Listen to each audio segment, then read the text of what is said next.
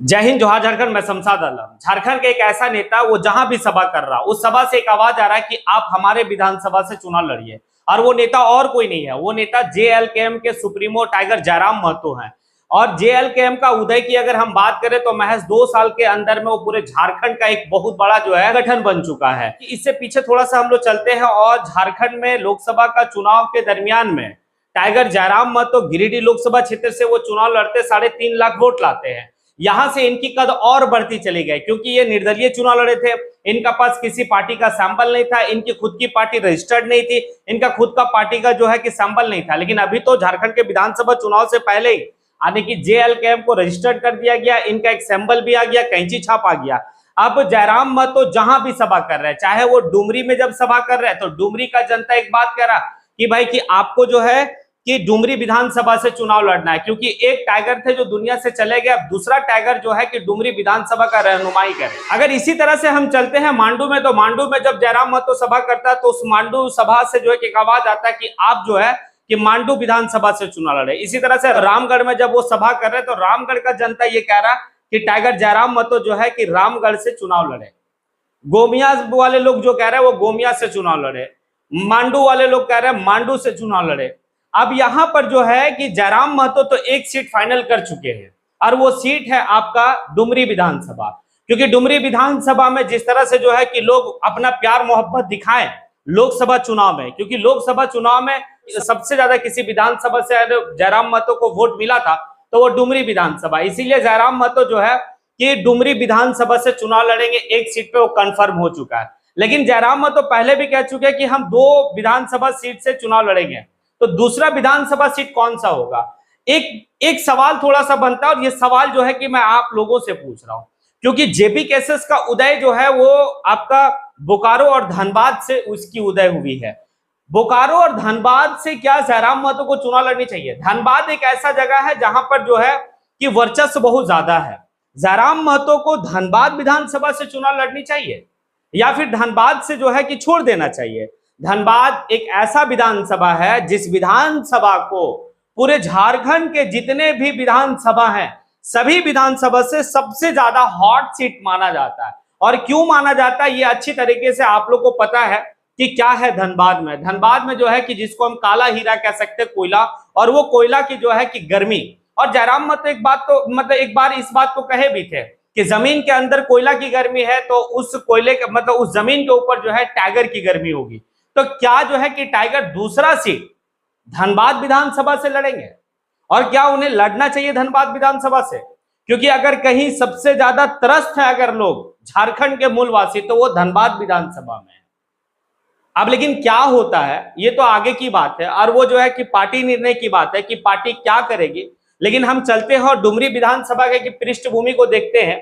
तो जयराम महतो क्या 2024 का विधानसभा चुनाव जब डुमरी से लड़ेंगे तो क्या वो सीट निकाल पाएंगे? तो थोड़ा सा अगर फ्लैशबैक में चलते हैं तो हम लोग 2005 से देखते हैं। 2005 में जो है कि टाइगर जगन्नाथ महतो वहां से चुनाव लड़ते हैं और अच्छा खासा वोट से वो जीतते हैं। फिर 2009 में भी वो चुनाव लड़ते हैं, अच्छा खासा वोट से जीतते हैं। 2014 में वो चुनाव लड़ते हैं, अच्छा खासा वोट से जीतते हैं। 2019 में जो है कि जगन्नाथ महतो चुनाव लड़ते हैं और वहां से वो जीतते हैं, और जीतने के बाद जो है कि वो झारखंड प्रदेश का शिक्षा मंत्री बनते हैं। इसी दरमियान में जो है कि कोरोना काल में जो उनकी तबियत सही नहीं रहती, आगे चल के उनका देहांत हो जाता है। हमारे जो शिक्षा मंत्री थे उनकी देहांत हो गए। उसके बाद उपचुनाव होता है डुमरी में।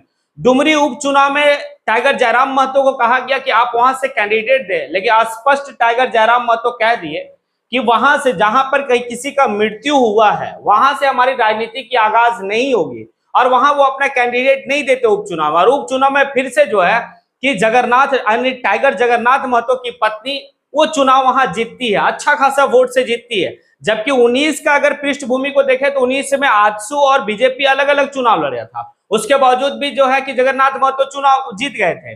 लेकिन इस बार जब उपचुनाव में जो है कि आजसू और बीजेपी दोनों संयुक्त रूप से एक साथ मिलकर गठबंधन करके वो चुनाव लड़े, और आजसू का कैंडिडेट को अच्छा खासा वो जो है कि वोट से हराती है जगन्नाथ महतो की पत्नी। क्या इतना प्रभावशाली एक परिवार, जो परिवार पिछले 2005 से जो है कि चुनाव हारी नहीं है, उस परिवार से जो है कि टक्कर है टाइगर जयराम महतो का? तो जयराम महतो क्या वहां से सीट निकाल पाएंगे? लेकिन लोकसभा चुनाव का जिस तरह से टाइगर जयराम महतो को वोट मिला, उस वोट से तो यही लगता है कि वहां से जयराम महतो जो है कि सीट निकाल रहे हैं, जिस तरह से उनकी क्रेज लोकसभा में देखा गया।